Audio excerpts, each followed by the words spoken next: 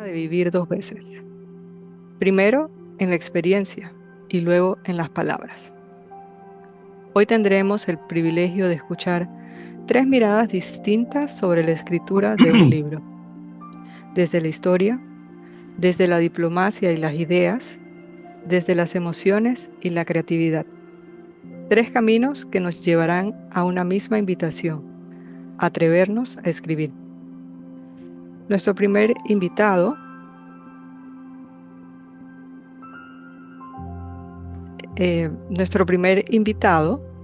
nuestro hermano fundador, Edwin Cuevas, diplomático, ideas, impacto global. Iniciamos con una visión conectada de ideas, país y realidades.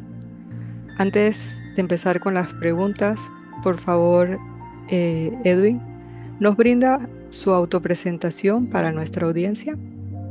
Bueno, muy buenas noches a todos. Para mí es un placer y un honor estar en esta sala y compartir, más que compartir, hablar de mi experiencia en la construcción de ideas y cómo me llevó a concretar y escribir mi primer y mi segundo libro. Para mí ha sido una idea maravillosa. Yo soy egresado de la Universidad de Panamá y también soy egresado de la Universidad de Panamá en Relaciones Internacionales y Derecho. Y en la Universidad Internacional soy periodista, graduado también. Y yo creo que la combinación de esto me ha llevado a tener esa semillita de curiosidad por querer, primero, tener, tener la fuerza y poder plasmar con mis ideas lo que otros, como mis profesores, plasmaron en sus libros. Entonces, yo digo que la curiosidad a mí, más que los estudios, me llevó a buscar y poder escribir mi libro de tratados, que es un libro académico, totalmente académico, en la historia de lo que Panamá ha trascendido desde 1997 hasta la fecha, en tratados de libre comercio, acuerdos, memorándum, acuerdos parciales, pero desde un punto de vista muy didáctico, muy dado a enseñárselo a los niños, a los jóvenes, para que lo entiendan de una forma más suave, menos técnica y menos distante, porque a veces el conocimiento del tema del multilateralismo y el comercio internacional nos lleva a veces a un lenguaje inaccesible y poco entendido. Entonces, me ha ayudado en eso. Gracias. Y te preguntaría, en su trayectoria diplomática, ha trabajado con temas complejos, ¿verdad? ¿Cómo traduce ese conocimiento técnico en un libro que conecte con las personas? Yo le digo, como panameño, los panameños somos, como diría Genaro, somos muy inventivos, ¿no? Nos la sabemos todas, como decimos, como all utility, ¿no? Pero aprendemos rápido. Los panameños aprendemos rápido. Y aunque a veces no tengamos guía, nosotros sabemos autodidactamente guiarnos. ¿Cómo me ha ayudado el conocimiento técnico de un libro, como usted dice, que conecte con las personas? Y principalmente tratarlo de explicar de una forma muy sencilla, sin tratar de ver cifras o tratados. Tratar de mostrar el impacto real que tienen las decisiones internacionales, ¿no? En la vida cotidiana, cómo los tratados nos ayudan al precio de los alimentos, hasta las oportunidades de empleo, de la estabilidad regional hasta la complejidad y la confianza de la estabilidad global. Entonces, mi propósito y mi experiencia es transformar esas técnicas narrativas que despiertan pensamiento crítico y quizás esperanza, en que expliquen cómo la cooperación entre países no es un concepto abstracto, sino una herramienta más bien concreta que nos ayuda a construir resiliencia, nos ayuda a construir prosperidad y nos ayuda a construir paz. Gracias. ¿Por qué crees que hoy más que nunca es importante que profesionales compartan sus ideas y experiencias a través de la escritura?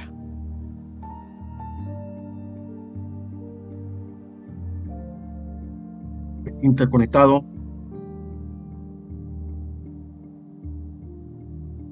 impactan directamente con la vida cotidiana. Escribir nos permite que la imaginación se transforme en conocimiento técnico y en mensajes claros hacia las personas. La palabra escrita no es solo, como diría, preservar la memoria y el aprendizaje, sino que también es una inspiración que da confianza, fomenta el pensamiento crítico y conecta una visión global con las realidades que nos aquejan el día a día.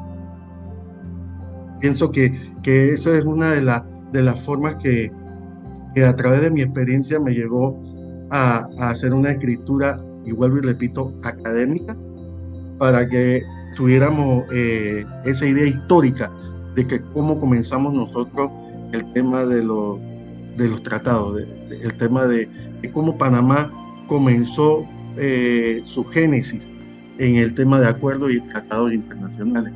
Y que generalmente lo hice porque siempre, cuando estaba en la universidad, le preguntaba a mis profesores, profesor, ¿y qué libro me recomienda para estudiar el tratado X o Y? Dije, bueno, métete a la biblioteca y busca al fulano tal, es estadounidense, es chileno, es brasileño, es alemán, es español, pero jamás he encontrado un libro que dijera que, por ejemplo, los tratados Torrijos-Cartes es un tratado insignia que no solamente es para Panamá, sino para toda Latinoamérica. ¿Cómo se hizo? ¿Cómo se realizó? ¿Cómo fue su proceso? Entonces, no en sí qué es lo que conllevó el tratado, sino en sí cómo se trabajó tras bastidores y cómo se llegó a concretar esa firma. Esa es la importancia del conocimiento y transmitirlo a las nuevas generaciones para que no se pierdan esas ideas que pueden ser replicadas bajo la realidad de lo que se va a vivir en el momento de que a ellos les toque. Claro que sí, súper importante. Muchas gracias. Escribir también es influir, es aportar al mundo desde nuestra voz, ¿no? Le vamos a dar pase a nuestro siguiente invitado, poeta, hermano León Genaro Villalaz. Ahora nos movemos a un territorio un poco más íntimo, donde las palabras nacen desde lo vivido. Antes de empezar, hermano León Genaro, si nos puede brindar su autopresentación para nuestra audiencia. Sí, buenas noches a todos y a todas. Mi nombre es Genaro Villalaz García. Tengo una profesión como administrador con especialidad en recursos humanos y en mercadeo, pero en este momento estoy hablando como escritor. He publicado 5 libros hasta la fecha, 4 libros de poesía, un libro de cuentos, y he participado, digamos que en la elaboración de por lo menos 25 libros de autores panameños que yo los he ayudado a que lo escriban. Y bueno, ha sido parte de una vida dedicada a promover la lectura, sobre todo hábitos sanos de lectura. También coordino y estoy metido en varios clubes de lectura y coordino actualmente un club de lectura y escritura que se llama Elefante Azul, con el cual más de 35 panameños y panameñas nos reunimos cada mes a hablar de libros, a escribir, a aprender un poquito cada día de lo que es el arte de escribir, que es un arte que a veces se va quedando un poquito de lado con esto de la IA y con esto de la computadora y con esto de algunas ayudas que hay que también hasta cierto punto limitan la creatividad o no dejan que la gente sea creativa, pero es muy importante que sigamos escribiendo y sigamos haciendo del arte escribir una expresión más del ser humano. Gracias. Usted transforma vivencias personales en ficción. ¿Cómo se da ese proceso de convertir emociones en historias que otros pueden sentir como propias? Mire, te cuento, Tailín, y a todos ustedes que es un poco la vivencia, la experiencia de cada cosa que me ha pasado en la vida a mi edad. He vivido por múltiples experiencias y he sido testigo de muchas situaciones históricas en el país, situaciones alrededor de gente que le han pasado cosas. Y eso me ha ayudado mucho a activar mi creatividad y mi cerebro para poder escribir las cosas que escribo. Yo comencé escribiendo mucha poesía, después estuve escribiendo cuentos y poesía, y próximamente voy a publicar mi primera novela, aunque tengo otra novela también preparada, lista, que en su momento va a dar a la luz. Pero todo nace de la vivencia, de la experiencia, de lo que uno ve alrededor, de todas esas cosas que uno le parece que puede contar y que contándolas para alguien pueden ser interesantes. Pero también al contarlas, buscarle un fin o un camino, por ejemplo, un sentido que le proporciona a la vida a la gente, un poquito de información, un poquito de paz, un poquito de claridad, un poquito de ideas de cómo lidiar con el día a día que no es tan fácil en los tiempos actuales. Eso es, la emoción y la inspiración son parte de de la creatividad, y todo esto es parte de lo que uno mira alrededor. Y siendo creativo, uno puede construir historias, porque muchas de estas historias a lo mejor uno se sabe un pedacito, pero el otro pedacito es el que tú creas, el que tú inventas, el que sale de tu mente, el que tú te imaginas. Y eso es una parte muy enriquecedora del vivir, del quehacer humano. Muy interesante. Muchas personas sienten miedo o vergüenza de escribir que han vivido. ¿Cómo se supera esa barrera? ¿Cómo se supera esa barrera? Simplemente es difícil dar el paso. Muchos nos vamos a la tumba pensando o con vivencias o con historias que a lo mejor hubiéramos contado y le hubieran funcionado a alguien, pero nosotros estamos hechos para eso, pues para que nuestras vivencias o las vivencias que captamos alrededor se puedan convertir en una historia que pueda ser útil para alguien. Para la mayoría de la gente les cuesta mucho poder escribir, poder transformar su vivencia o su experiencia en escritura, pero yo creo que es un paso muy bonito poder transformarlo en eso mismo, en algo que quede como un legado para alguien o para cualquier persona. Eh, yo le digo a la gente, escribir, todos tenemos algo que contar. Ese algo que contar es el que tenemos que saber cómo manejar para que nos atrevamos a hacerlo. Por eso a muchos les recomiendo que tengan un mentor, un apoyo o alguien que los ayude para que puedan convertir ese pensamiento, idea, esa creatividad en algo escrito y que de verdad valga la pena leerse desde el punto de vista técnico, desde el punto de vista de contenido y desde el punto de vista de que le funcione o le sirva a alguien para algo positivo en este mundo.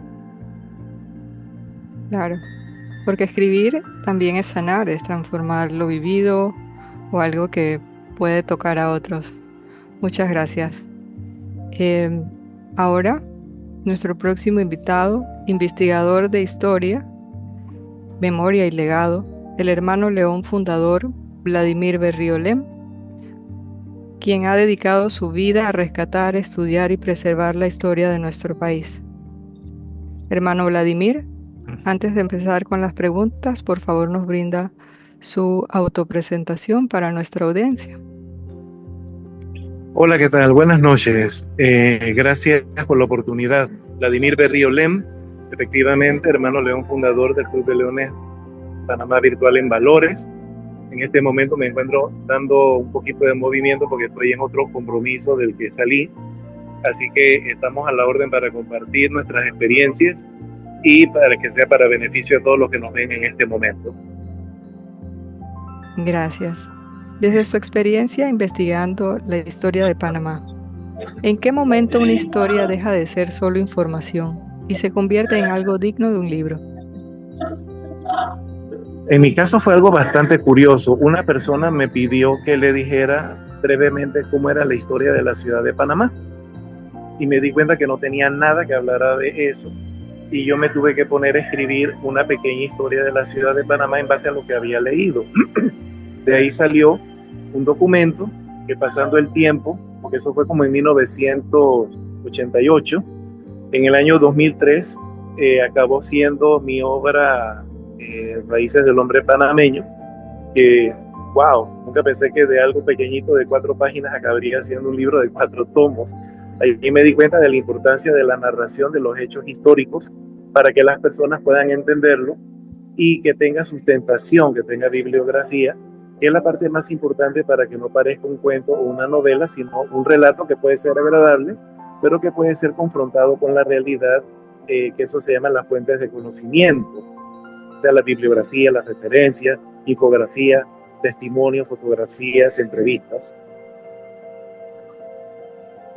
¿Qué le diría a alguien que piensa que su historia personal, familiar, no es lo suficientemente importante para ser escrita? Wow, la historia de cada persona es importante, no importa la edad que tenga, no importa dónde viva, no importa dónde trabaje. Todos nosotros tenemos una vida y esa vida es parte de la historia del lugar donde estamos viviendo, trabajando, haciendo amistades, amando, teniendo familia. En ese sentido, nosotros no sabemos a veces el papel que tenemos dentro de la historia nacional. Lo más importante para una persona es siempre pensar, yo estoy dejando huellas, por lo tanto, vamos a hacerlo bien. Portémonos bien, hagamos nuestro trabajo bien, conozcamos nuestro país, honrémoslo y, como nuestro club, vivamos en valores para que eso sea transmisible a otras personas. Si hoy alguien decide empezar, ¿cuál sería el primer paso concreto para decir, voy a escribir mi libro? 1, tener ganas. Eso significa que yo tengo algo en mi cabeza que me está dando vueltas, vueltas y vueltas, porque quiero expresarlo de alguna manera, no necesariamente hablando, sino que otra persona lo pueda leer porque tal vez es un poquito extenso. Entonces, debo tener una idea de algo que me agrada, que me di cuenta que es importante, pero debo tener las ganas de compartirlo, de contarlo, de narrarlo. Y en ese sentido, uno toma un bolígrafo, un papel o la laptop o la computadora y empiezas a escribir en el procesador de palabras y resulta que ese pensamiento que tú tenías, ese conocimiento, con esas ganas de ser expresado, nace. Y sin darse cuenta, nace un libro, por pequeño, por extenso que pueda ser, un ensayo, o incluso en literatura normal pueden hacer una poesía, un cuento, una leyenda, un ensayo científico, jurídico, histórico. Lo principal es tener algo que en mi mente es importante y que mi corazón siente que yo lo debo expresar y compartir con otras personas para beneficiarnos todos. Muchas gracias, hermano Vladimir. Esta pregunta la voy a repetir para extenderla a nuestros otros 2 participantes. Si hoy alguien que decide empezar, ¿cuál sería el primer paso concreto para decir, voy a escribir un libro? Hermano Edwin. Yo pienso que primero tienes que decidir con claridad cuál es el mensaje que quieres compartir. Esa idea, esa curiosidad que tienes tú en tu mente de poder sentarte y, como dice el compañero Vladimir, escribir solamente una idea. Dentro del público hay, ahora que veo a mi profesor Carlos Smith, lo estoy viendo acá, saludo. Profesor, me acuerdo la última vez que tuvimos una reunión y él preguntó en público que quién sabía o quién conocía qué era la peristeria helata. No se me olvida, profesor. Pero esa curiosidad de saber, porque quedé con eso en él, de saber qué era lo que la flor del Espíritu Santo, llamada biológicamente, que le dicen peristeria helata. Pero son cosas que te nacen a ti buscar, investigar, identificar una idea central que te refleje en la experiencia y en la visión personal. A partir de ahí, te recomienda comenzar, como han dicho mis compañeros, con un esquema sencillo. Comienza por capítulo o un tema clave que se conecten con esa vivencia profesional y con historias humanas. Ese acto inicial de ordenar tus pensamientos es lo que te convierte en la intención de acción y te abre el camino a transformar el conocimiento en una página, en 2 páginas, en 3 páginas, que te impiden y te conecten con los demás. Siempre la curiosidad. Por mi Gracias. parte, lo que podría decir yo que, mira, para comenzar a escribir, yo creo que mucha gente, yo converso todos los días con mucha gente, a que todas las semanas con gente que quiere escribir un libro. Pero la mayoría de las personas nunca comienzan a escribir un libro porque no es tan sencillo, es un compromiso, es un acto disciplinario, es una oportunidad de hacer algo bueno, pero muchos no sabemos cómo comenzar a hacerlo. En el caso mío, yo soy mentor de algunas personas que están escribiendo sus libros y los estoy ayudando a que ese libro sea una realidad, desde la idea, desde qué género literario van a trabajar, desde la forma en que van a escribir, desde estructurar o planificar lo que van a hacer, porque como nadie estudió para saber cómo escribir un libro, no hay una fórmula mágica única, pero sí hay formas de ayudar a las personas con la experiencia que hay. Algo que es muy importante para todo el que quiere escribir un libro es leer. La lectura es algo imprescindible. Una persona que no lee se le va a dificultar 1000 veces poder escribir un libro. La lectura es imprescindible y es parte de la formación, porque uno al estar leyendo diferentes tipos de géneros o diferentes tipos de lectura, uno se va formando también una idea de lo que va a escribir, cómo lo quiere escribir. Entonces, es fácil y a la vez no es fácil, porque como digo, no todo el mundo tiene la capacidad de disciplinarse, de adquirir un compromiso, de comprometerse, de cumplir metas y de saber hacia dónde va ese libro. Yo, por ejemplo, cuando escribo un libro, la mayoría de las veces sé hacia dónde voy, hacia qué final quiero buscar. Pero mucha gente comienza a escribir y no sabe dónde terminar o no sabe cómo darle un final al libro que sea el adecuado.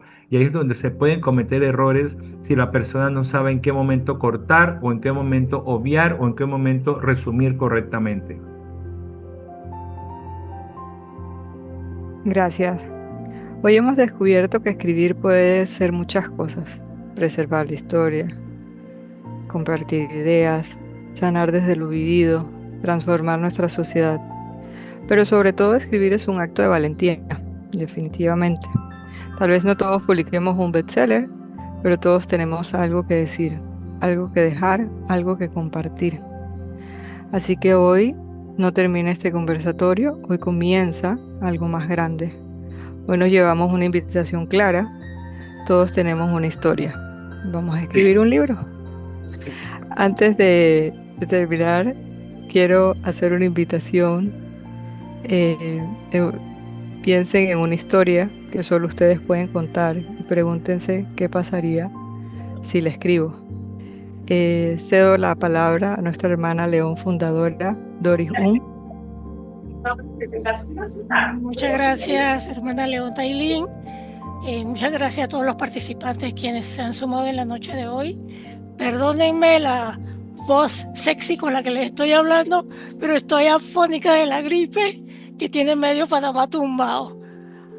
Como se han dado cuenta, la sesión de hoy la tenemos en grabación para su diseminación a nivel de nuestros 98 clubes repartidos en toda la República de Panamá, con una totalidad de más de 2.500 miembros voluntarios, sirviendo a nuestras comunidades con nuestro lema internacional, Nosotros Servimos. Aprovechamos la ocasión para dar gracias por esta oportunidad de compartir y aprender juntos con la bendición de tener bienestar y salud para todos los presentes y nuestros familiares.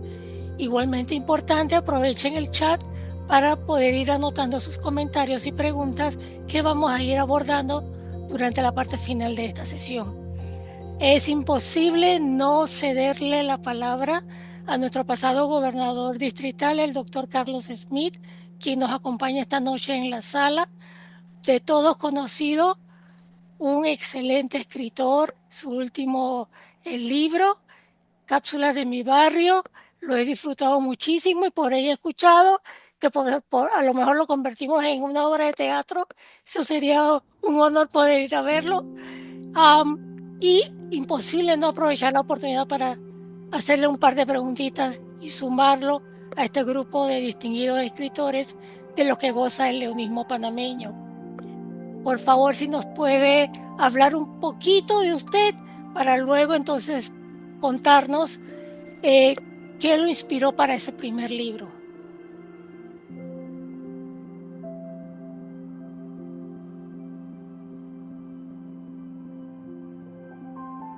Creo que tiene el micrófono apagado, doctor Smith.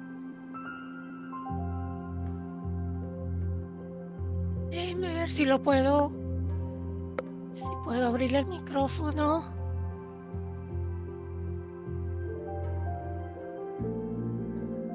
Intente usted abrir su micrófono, doctor Smith. Ahora sí. Ahora sí. Ahora sí, alto y claro. Sí. Muy buenas noches. La verdad que es un tremendo honor. Yo oí el anuncio y me entusiasmé y aquí estuve a la hora exacta porque siento un llamado en el título que hicieron ustedes. Me parece excelente, me parece estimulante para que todo el leonismo y los que no son leones, que se han asomado, se sientan animados, porque existe un concepto que es la autoestima.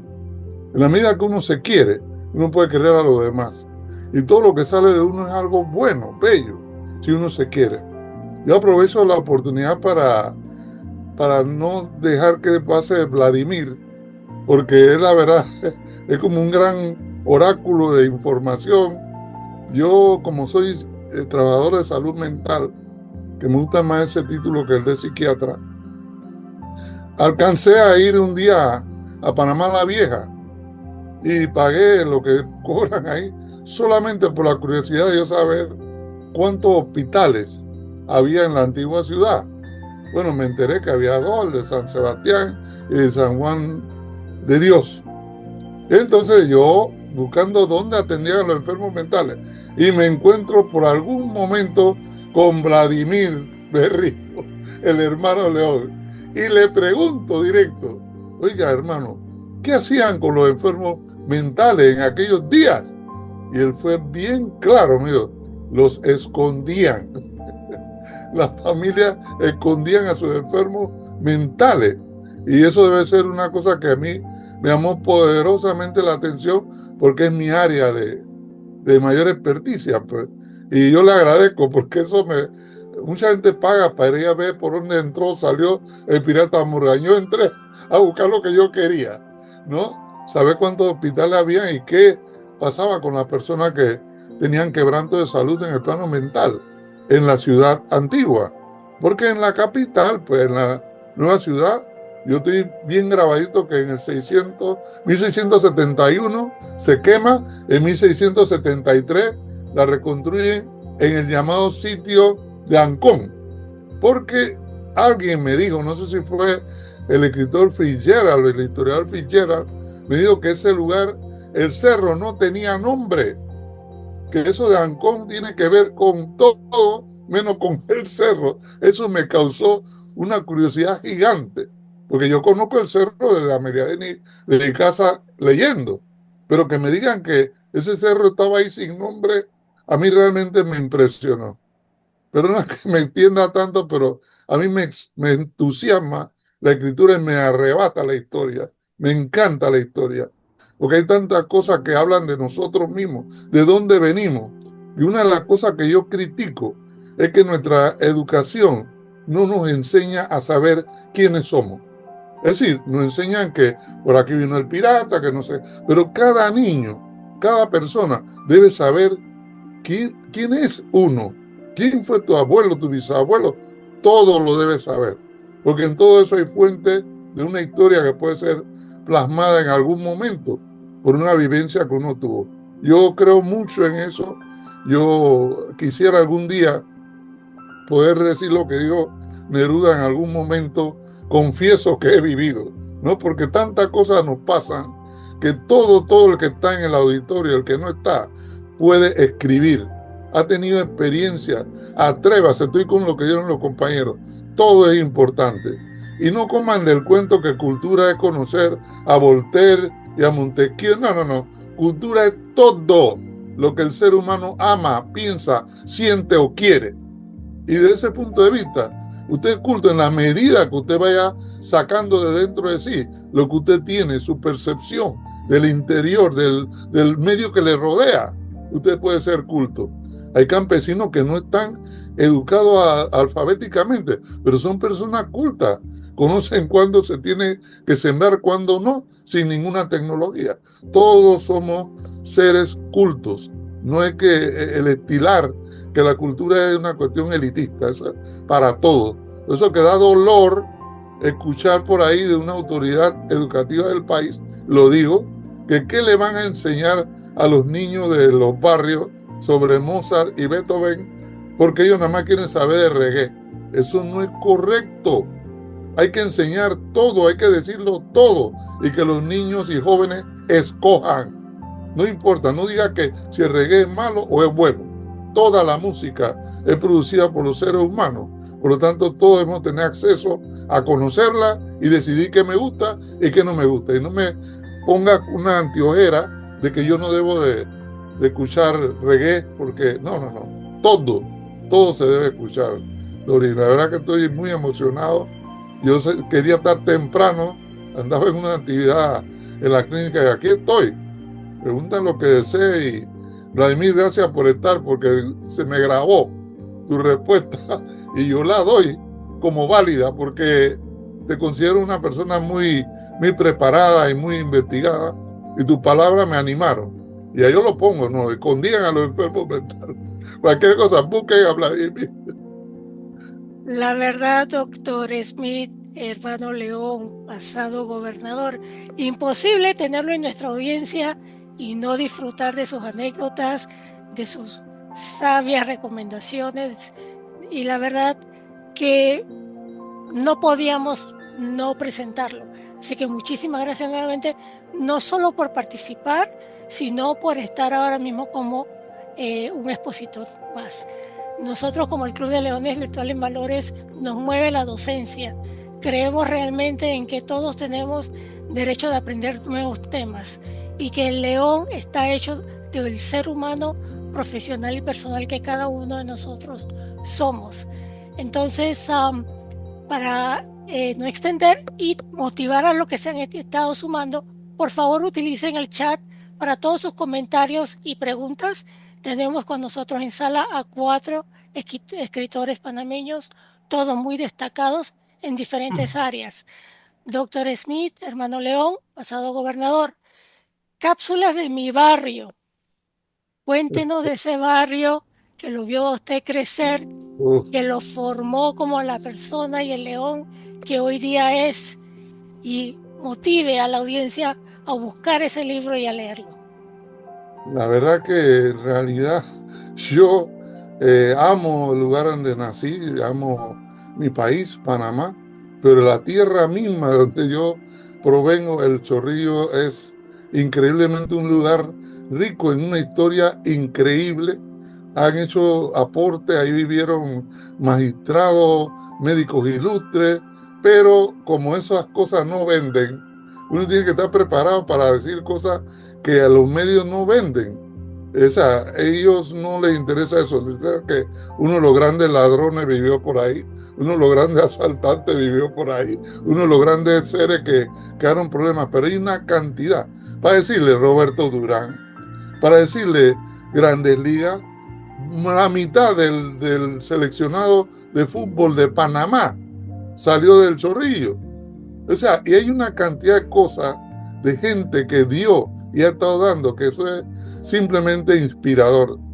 Yo, el primer libro realmente que yo participé fue un libro colectivo que se llamó Síntesis Histórica del Barrio, porque yo siempre digo, ¿quién soy yo? ¿De dónde venimos nosotros? Y salió ese libro con una edición bien limitada, creo que como unos 300 unidades, ¿no? Lo conseguimos en la imprenta de La Nación ahí en la lucha y salió el libro. Conservamos una copia por ahí para ver quién se anima a financiar la reimpresión, ¿no? De las autoridades. No hemos logrado convencer a nadie, pero esa historia está escrita. Posteriormente yo estudié en el Instituto Nacional y allí, eso nos queda muy cerca del Chorrillo, y ahí, como era miembro de la junta directiva de los estudiantes, creo yo que por influencia hice mi primera poesía y claro, la publicaron. Yo no sé si es que era buena o era mala, pero la publicaron. a veces me pongo a mirar para atrás y pienso que era tráfico de influencia, ¿no? Pero ahí está, en el anuario salió mi primera poesía en los años, sería el 69 para el 70. Y yo me gradué en el año 1970, así que tiene una pequeña idea de la cantidad de años que cargan sobre mis hombros. Quiero agarrarlo de Edwin Cuevas para sacarlo de la periferia de lata, porque este club, Panamá Virtual en Valores, comparte mucho con mi club actual, que es Triana Freire Smith, Panamá Virtual Triana Freire Smith, porque cuando yo iba a ser gobernador, yo, un orquidiófilo, yo no soy orquidiólogo, los orquidiólogos son los estudiosos y bridan orquídeas, yo simplemente admiro y leo un poco. Oiga, ¿qué pasa? Panamá en Valores estaba postulando una orquídea como su emblema, y me encuentro con Dori y tuve que suplicarle que por favor me dejara el espacio para poner mi pin, mi emblema. Y la verdad que desde el primer día Dori me cooperó, no fue una batalla, y nosotros tenemos el pin en base a un diálogo que tuvimos, como en la historia, ¿no? Y de ahí hemos quedado como clubes amigos, fraternos, las veces que nos llamen, nosotros vamos, pero eso es un pedacito de historia que algunos de los miembros del club no conocen. Ustedes tienen un emblema, pero ¿cómo fue que este señor se metió a defender a la periferia elata? Que hoy día lo digo, el panameño tenemos derecho a saberlo todo. ¿Cómo es que usted ya fue a la universidad? Usted tiene una formación académica. Usted tiene que saber un poquito más porque ha tenido una oportunidad. Entonces, ¿cuál es la flor de Panamá? La flor del Espíritu Santo. Mira, eso lo tiene que decir toda la gente que no dio biología nunca. Porque Carlos Linneo, eso de género y especie, eso no lo inventé yo. Eso está ahí. Nosotros somos Homo sapiens. Entonces, así el hombre. Pero Homo sapiens, o sea, la periferia lata, alias flor del Espíritu Santo, es nuestra flor nacional. Y un bonito ejercicio para que la gente conozca un poco más de esa flor, aunque sea por su nombre científico, ¿verdad? Así que eso por un lado. El otro es que ahí tengo a mi queridísima Rosario, que tiene de nombre Rosario, pero las cuentas incluyen, la cuenta de ese Rosario, una promesa en torno a Cápsulas de mi barrio, el libro que ella le gustó cuando lo presentamos, etcétera, y he aprendido mucho con ese libro, porque alguien me dijo que los libros se pueden presentar muchas veces.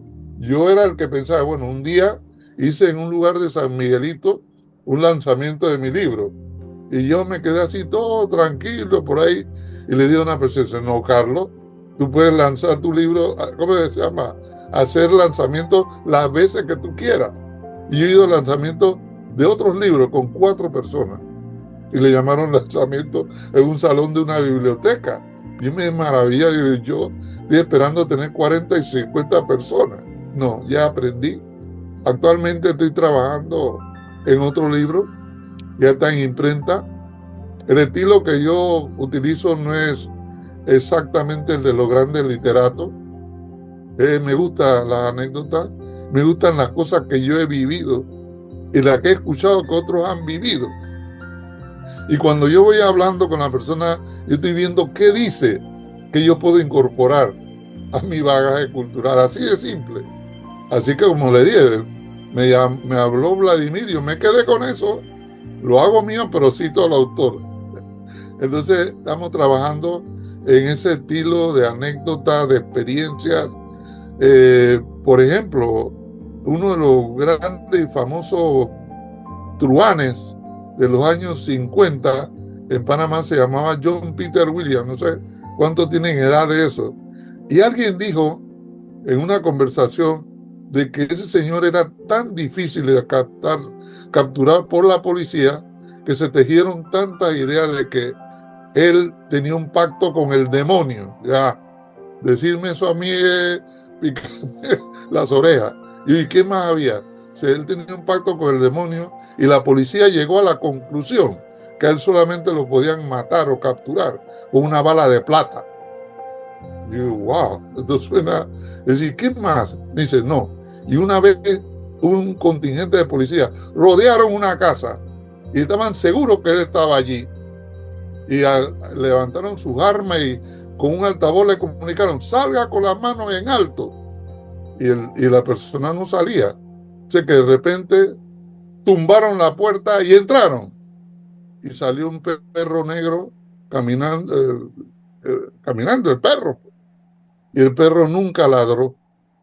O sea que da que entender que el sujeto se transformó en un perro y pudo evadir a la policía. Esas son cosas que, ¿de dónde la gente saca eso?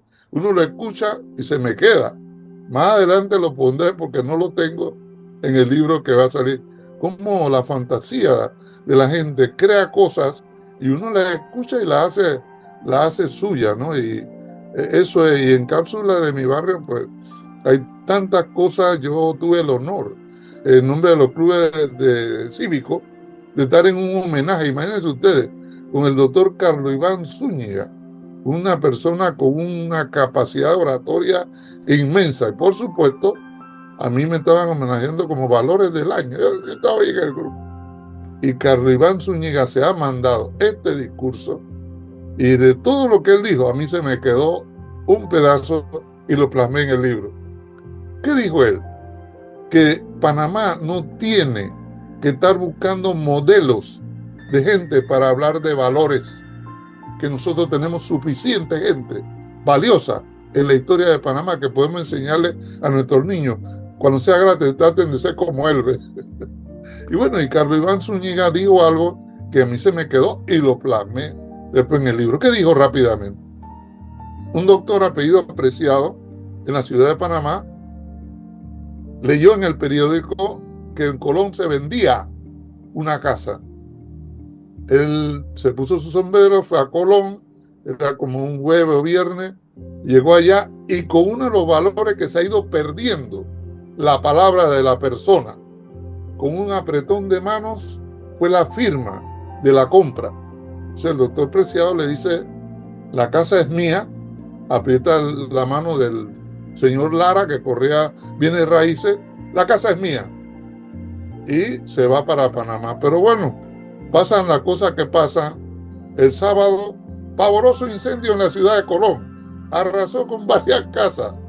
El domingo, el doctor Preciado recibe el periódico y ve la calle, ve todo y dice, tal vez la casa mía también se quemó. Mete su cheque en el saco y se va a Colón. Y se encuentra con el señor de bienes raíces con las dos manos en la cabeza diciendo, mire doctor, qué pena, ¿no? Hicimos el trato y todo, pero la casa que se quemó. Y según Carlos Iván Zúñiga, el doctor Preciado metió la mano en su saco y le dijo, toma el cheque porque la casa que se quemó era mi casa. Díganme ustedes si ahí no hay el valor de respeto de una palabra. Eso es una cosa que tenemos que decirle a la gente. No hay que estar firmando contratos. La palabra de uno tiene que ser un sello, una firma. Y eso es algo que hay que rescatar. Pero hay muchos ejemplos de panameños que han hecho rescate de cosas valiosas en valores.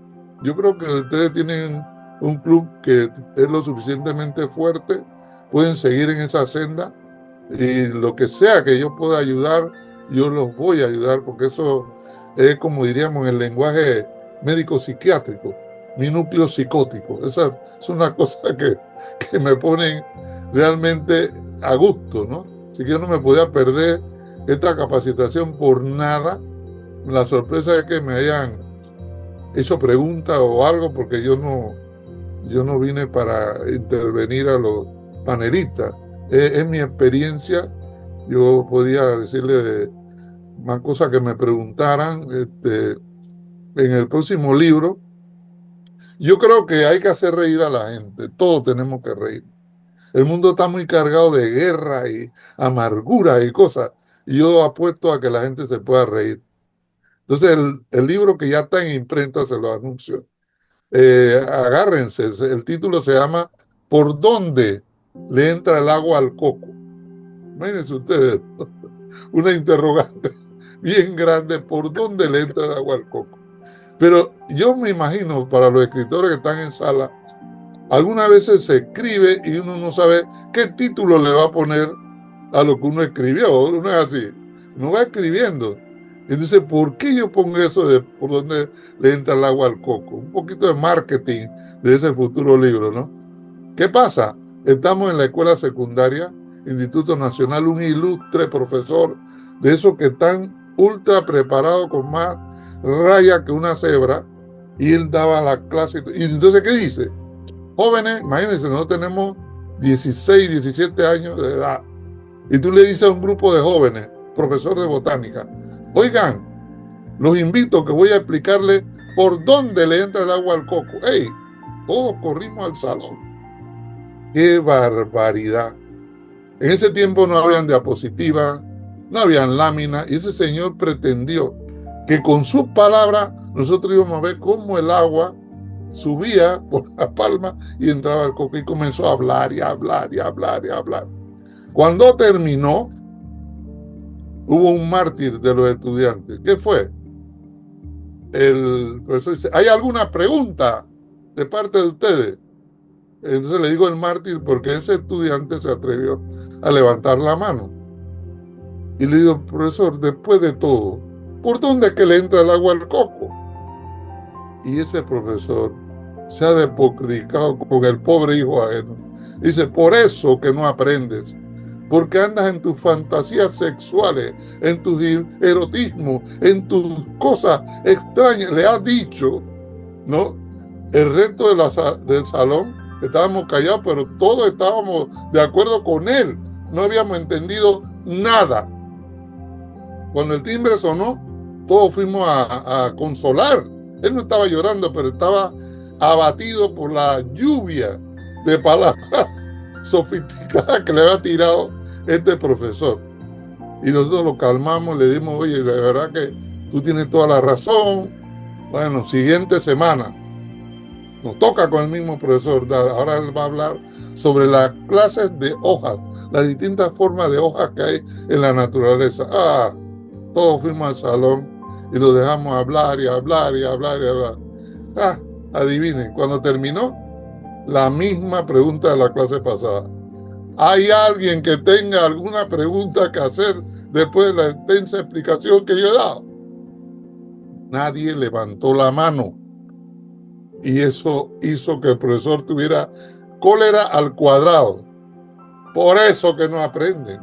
¿Cómo demonios quieren aprender si uno se la pasa explicándole y nadie tiene pregunta? La pregunta es lo que enriquece el conocimiento. Y nos ha dicho. Así que yo recogí parte de eso y bueno, algunos de los que lean el libro va a poder saber por dónde es que le entra el agua al coco, porque en esa clase nosotros no la pudimos aprender. Ay, doctor Smith, la verdad que si tuviéramos toda la noche subtitulado, a mí sí me han pasado vainas, de lo que recuerdo. Totalmente. Bueno, desde ya le hacemos la invitación para que cuando usted haga el lanzamiento del libro, nuestra casa virtual sea una de las salas en las cuales usted haga un lanzamiento virtual de ese libro. Y le tomamos la palabra desde ya.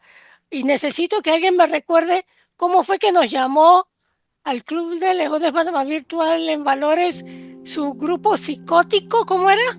Mi núcleo psicótico. Ok, alguien que anote núcleo psicótico, por favor. Vamos a hacer un conversatorio sobre el núcleo psicótico. El centro de la locura. Oiga, vamos a ver. Veo mucho movimiento en el chat, pero quisiéramos primero, antes de pasar a las preguntas presenciales, un saludo a nuestra hermana León, Mireya Emperatriz de Moreno, junto con las felicitaciones de parte del Club Panamá Virtual en Valores por su reciente elección como nuestra segunda vicegobernadora. Al fin nos llegó una mujer, así que vamos a apoyarla en todo lo que ella necesite.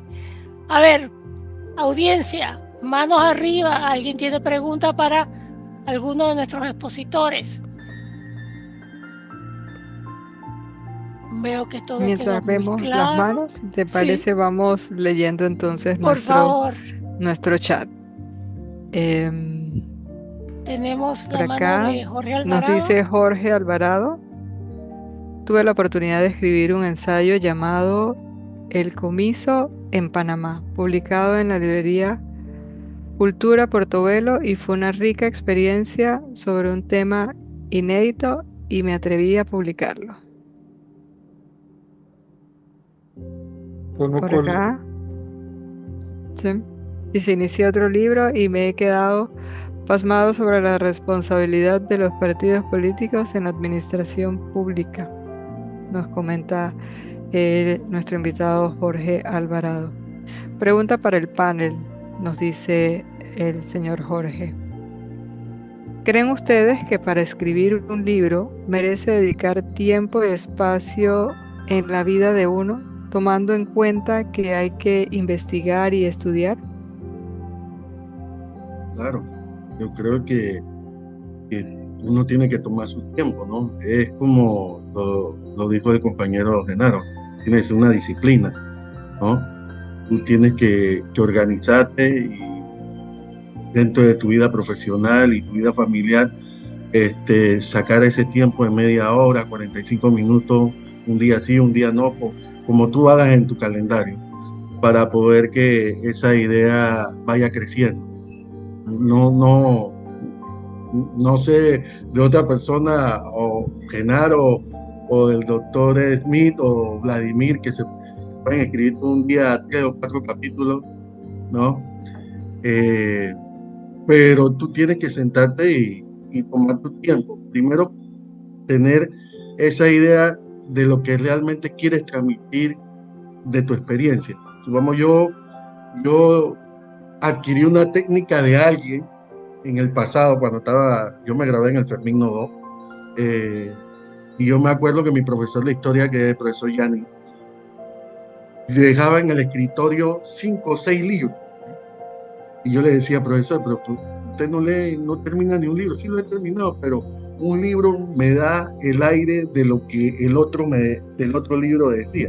Entonces se leía como 15 páginas de un libro y al ratito tú lo veías leyendo 10 o 5 páginas de otro libro y lo dejaba ahí. Y aunque ustedes no lo crean, al pasar del año se leía los 6 o los 7 libros que tenía en el pupitre. Y tenía una retentiva grande.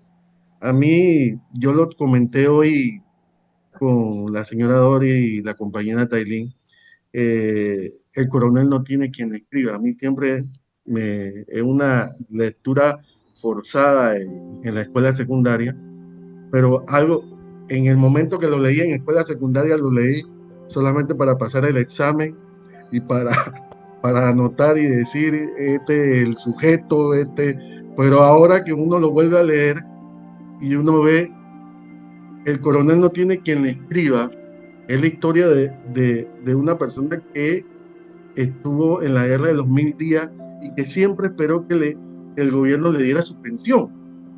Pasaron 14, 15 años esperando esa pensión nunca llegó.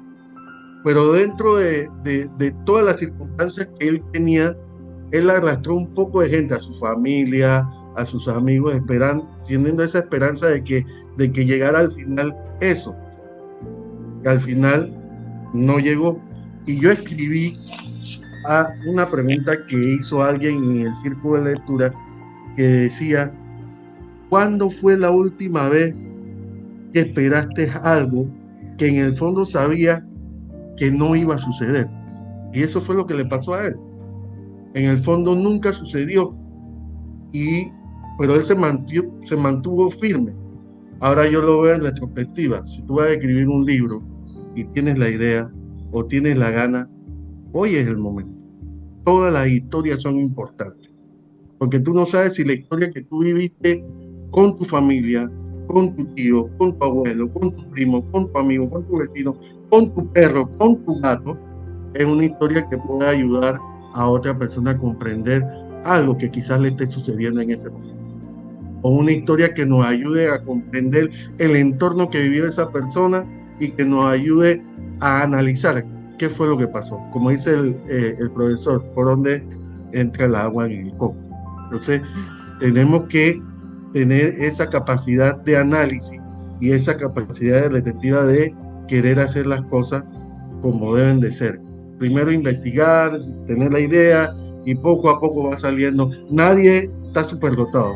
A mí me costó escribir un libro 2 años. 2 años. Y aunque usted no lo crea, tuve ayuda de la Universidad de Panamá, pero lo llevaba y me lo echaban para atrás. Lo llevaba y me lo echaban para atrás. Y el capítulo después no me gustaba y lo tumbaba y volvía y escribí. Así te la vas a pasar. Pero lo importante es comenzar y aprender de los que ya han tenido experiencia. Gracias. Tenemos la mano levantada del invitado Jorge Alvarado, si nos quiere compartir. Sí, muy buenas noches, hermanos leones. Gracias, Edwin, por tus recomendaciones. Y la pregunta la hice porque va relacionado justamente al ensayo que escribí sobre el comiso. Porque lo hice fue un momento en donde se me abrió como todo el tiempo del mundo, y fue justamente en el 2020, cuando vino el COVID y nos encerraron en casa. Yo, Dios mío, ¿qué voy a hacer para activar mi cerebro? Bueno, empecé a hacer deporte, pero también quedó un tema que yo hace unos años atrás quise empezar a desarrollar, y empecé a desarrollar muy lentamente, porque el trabajo que yo tenía estaba muy enlazado con las fiscalías y los jueces penales, y teníamos que estar haciendo reuniones y coordinando para ver cómo se custodiaban los bienes que se iban comisando, y finalmente cómo se disponían una vez que el juez lo declarara. Pero había muchas lagunas en ese tema. Nuestros códigos son muy básicos en hablar sobre el comiso, y de ahí incluso vino ya a desarrollarse, o ya se venía desarrollando, lo que era el tema de la extinción de dominio, que incluso incorporé al ensayo. Y la verdad que en el 2020, ahí fue cuando yo dije, o lo hago ahora o no lo hago nunca. Y entonces dediqué prácticamente muchos días en investigar, porque cada vez que avanzaba, habían temas que más merecían investigaciones y comparaciones de derecho contra lo que había desarrollado Colombia, Perú, México sobre esos temas. Y ahora que ya el mundo está, gracias a Dios, activado, y todos tenemos que estar saliendo a la calle, es donde se me ha reducido el tiempo para continuar entonces con otro tema que que inicié a escribir, y es como expliqué ahí, que me he quedado pasmado y no he continuado, que es un tema que resulta bastante interesante, que es sobre la responsabilidad de los partidos políticos en la administración pública. Entonces, quería escuchar por lo menos ese consejo de cómo dedico yo tiempo para continuar ese libro, sabiendo que estoy en la calle en el día, en la noche, bueno, me he metido en unos diplomados, o sea, uno se llena de tantas cosas que a veces minimiza el espacio para poder dedicarle tiempo a la escritura. Y bueno, creo que Edwin me diste más o menos unos tips. Ahí es dedicar, prácticamente puedo dedicar, así como le dedico un tiempo a un diplomado, a un estudio, de repente puedo abrir por una hora y media, un día tal, otro día tal, y así para ver cómo logro terminar lo que inicié. Muchas gracias a todos. Nada más como punto, don Jorge, para ayudarte, y disculpen a la audiencia, te voy a pasar un librito que yo tengo desde hace, que siempre lo diga, la extensión de dominio. Para los que no saben, la extensión de dominio es cuando el Estado adquiere un bien de un hecho ilícito. Lo único que Panamá habría que cambiar algunos puntos, en el sentido de que cuando adquiere el bien se queda congelado, y a veces con el tiempo se deteriora.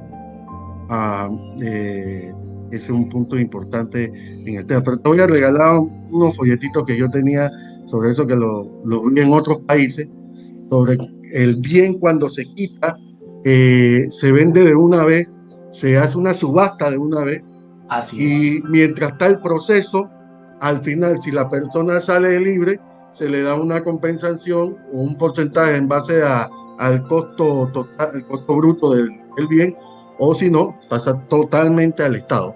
Y el bien lo que ha vendido queda para otra tercera persona. Pero te voy a regalar algo para que te ayude a ti a que puedas avanzar en tu libro. Gracias, Eden. Tenemos la participación de Emilia de Luque, que nos consulta qué libros recomiendan para iniciar a escribir. Depende del género literario que uno quiera escribir. Por supuesto, si uno quiere escribir una novela, debe empezar a leer a novelistas, ¿no? Hay novelistas panameños destacados y hay novelistas extranjeros como Gabriel García Márquez, Mario Vargas Llosa, porque uno al principio, cuando no tiene como la formación literaria adecuada, puede copiar estilos. Yo lo que siempre voy a recomendar es que busquen un mentor, una persona que los ayude a escribir, los ayude en ese proceso desde la idea, siguiendo con lo que es la definición del género literario, la estructura del libro y que lo ayude en ese proceso. Yo he pasado por 25 libros de personas que conozco en este país que han publicado de mi mano y yo me siento muy contento porque aunque la autoría y digamos que la principal inspiración, creatividad de la persona, yo he ayudado a que ese parto sea feliz, si se le puede llamar de alguna manera. Entonces siempre va a ser bueno que por lo menos en tu primer libro alguien te dé la mano. Yo lo veo de esa manera. Y en el lado también de lo que el compañero anterior comentaba, yo tengo una disciplina yo estoy en diplomado, soy profesor en universidad, trabajo en un organismo internacional, trabajo como en 3 proyectos independientes, estoy acá en el Club de Leones, estoy metido en BNI, estoy en 1000 cosas, pero yo tengo una disciplina de 3 días a la semana, escribir de las 10 de la noche a las 1 de la mañana. Aunque no tenga ganas y aunque me esté cayendo, lo hago porque si no lo convierto en un hábito o en una disciplina, no lo voy a hacer. Y por otro lado, hay libros que me han costado 4 años, como hay libros que me han costado 2 meses. Eso es relativo a la duración que te toca a un libro escribirlo. Todo depende de qué tan fácil sea el tema o qué tan complicado sea el tema. Gracias. Tenemos un comentario de la participante Yarabi Plumer. Dice Dr. Carlos Smith, a mí me gustaría un libro de anécdotas suyas sobre su trabajo como psiquiatra, pues eso se esconde en Panamá. Por acá tenemos, muchas gracias por las palabras, Doris, excelentes las presentaciones, Dr. Smith, como siempre excelente.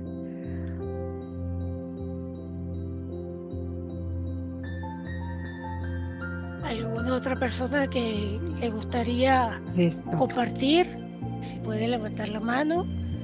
Pero mientras tanto, doctor Smith, usted me imagino que no tiene nada de anécdotas de casos de psiquiatría por el tema de confidencialidad, o se puede trabajar en uno. Lo que realmente es un campo en donde uno va a una fiesta y cualquiera puede decir de los médicos reunidos en la fiesta, dice, yo soy el cirujano tal y yo operé a la hija del ministro, no sé qué, y el internista le curó la tiroiditis a otra, pero los psiquiatras no podemos decir que le curamos la enfermedad mental de la hija del ministro, tenemos que quedarnos callados, no podemos utilizar ninguna cosa para alardear, existe mucho respeto por la dignidad del ser humano en quebranto de salud mental. Pero hay tantos chistes, tantas cosas sobre enfermos mentales que nosotros hemos tenido que detener una serie de cosas para dar espacio a lo que se llama la dignidad de los enfermos mentales. Imagínense ustedes qué ha pasado en Panamá históricamente con ese tema. Nosotros por si algunos no lo saben, los enfermos mentales fueron uno de los primeros bienes revertidos. ¿Sabían ustedes eso? Resulta que en 1933 el doctor Harmodio Arias Madrid era presidente de la República, ¿verdad? Entonces teníamos que pagarle a los norteamericanos $1 por año por cada paciente que nos tenían en el hospital psiquiátrico de Corozal, que fue nuestro primer manicomio, lo tenían los norteamericanos. Así como la historia sobre otra cosa no se sabe, de la salud mental es silencio. ¿Qué sucedió?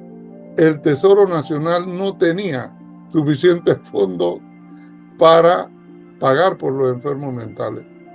¿Y qué le propusieron los norteamericanos? Si no me paga, le devolvemos sus enfermos. ¿Y qué pasó?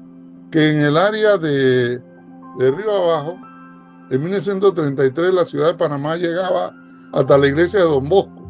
Después aparecía un pueblito, se llamaba Pueblo Nuevo, otro Guandía, pero quítense de la cabeza, ni Parque Lefebvre, ni nada de eso existía. Bueno, lo importante de todo eso es que en ese sitio, el retiro del río Matías Hernández, nombre que no tiene nada que ver con la tierra que están allí, en ese lugar funcionó la primera Escuela Nacional de Agricultura. Eso no se divulga, pero fue la realidad. Después eso pasó a Divisa, pero ahí comenzó la primera Escuela Nacional de Agricultura. Ese dato se lo debemos al doctor Stanley Hecadon, que nos apoyó en la investigación. Y dijo pues que una mecena, una especie de mecena, la señora Genarina de la Guardia, donó las tierras para esa escuela de agricultura. En ese territorio que ustedes ven y pasan por ahí, que antiguamente le llamaron Retiro de Matías Hernández o Manicomio, posteriormente el gobierno nacional, en 1957, Corley creó el Hospital Psiquiátrico Nacional. Pero para decir lo anterior que dije, los enfermos mentales fueron el primer bien revertido de las cuestiones del canal. El asunto es que se crea la ley de Hospital Psiquiátrico Nacional, pero el lugar sigue llamándose Retiro de Matías Hernández. Y no obstante, buscando dignificar, dado que habían mayores recursos técnicos para ayudar a los enfermos mentales, fue en 2004 que en la administración la señora Moscoso que se crea el INSAM, Instituto Nacional de Salud Mental. Ese propósito fue para quitar el estigma y abrir la posibilidad de que las personas pudieran llegar con dignidad a ser atendidos, ellos y sus familiares cuando tuvieran un quebranto de salud. Y eso ha sido un éxito, ha dado resultados, no con todo lo que se esperaba, porque si alguna cosa está en el último lugar, las enfermedades mentales en los presupuestos están en el último lugar. Pero no obstante, los profesionales que allí hemos laborado, se ha hecho un excelente trabajo y se ha logrado dignificar a la enfermedad mental. Allí ahora usted tiene una estructura hospitalaria con una farmacia digna y gente viene de todas partes a recibir la asistencia por el nivel de desarrollo que tenemos. Así que nosotros preferimos dignificar, humanizar el trato al enfermo mental y no esconderlos, darle oportunidades, porque tenemos suficientes recursos tecnológicos para darle la mano. Yo me identifico con el compañero Genaro Villalaz, porque lo dijo Edwin, él sacó un libro académico. Nosotros hemos estado trabajando durante más de 25 años dando clases en la universidad. Finalmente hemos compilado nuestra propia experiencia adosada a la capacidad académica de la materia de psiquiatría y salud mental, que también estamos trabajando en la publicación de un libro de corte más académico para formar a los futuros especialistas en ese campo para beneficio de la juventud profesional que quiera hacer psiquiatría. Hemos estado trabajando en eso, así que esa es otra faceta que es mucho más larga, porque ahí sí hay que hacer cita bibliográfica, que es la gran diferencia del ensayo, que es la gran diferencia del cuento. Usted no tiene que buscar la manera de estar citando a nadie. Usted sí lo hace porque es parte de su narrativa, pero pero en cambio cuando usted va a hacer un documento de carácter académico, tiene mucho cuidado. Hay mucha investigación previa, muchas cosas que se han hecho y usted tiene que respetar y adecuadamente hacer las citas correspondientes. Eso es un trabajo mucho más complejo y uno necesita.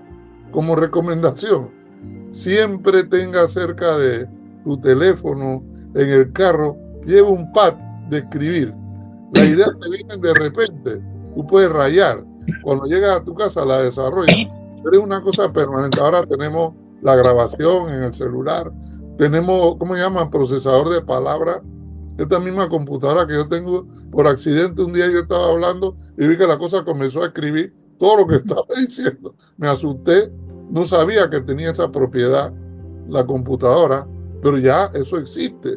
Tenemos muchas ayudas para los que quieran escribir. Atrévanse, hable de usted y usted se va a dar cuenta que hay cosas interesantes que a usted le han pasado, vainas, como dije yo, que le han pasado que a otros le podría mover a tener un sentido de querer vivir con dignidad y alegría.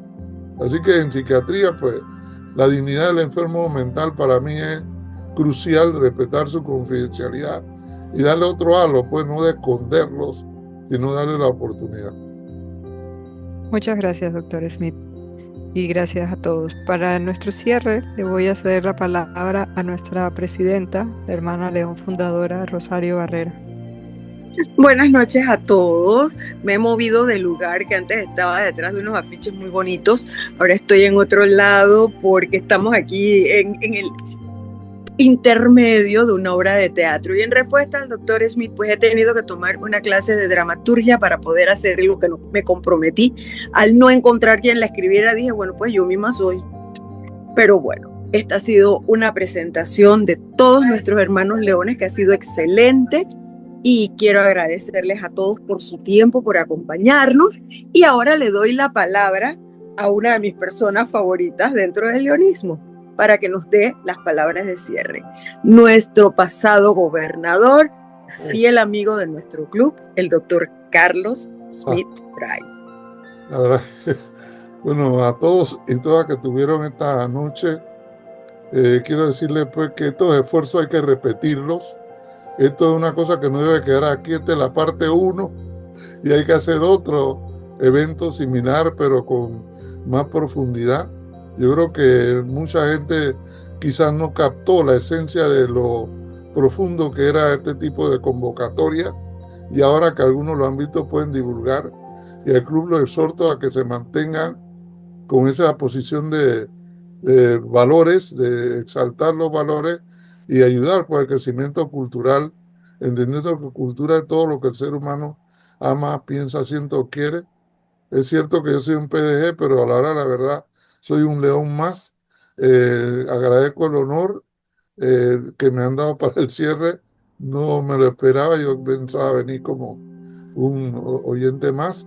Es un tremendo honor. Le digo pues que sigan adelante al club.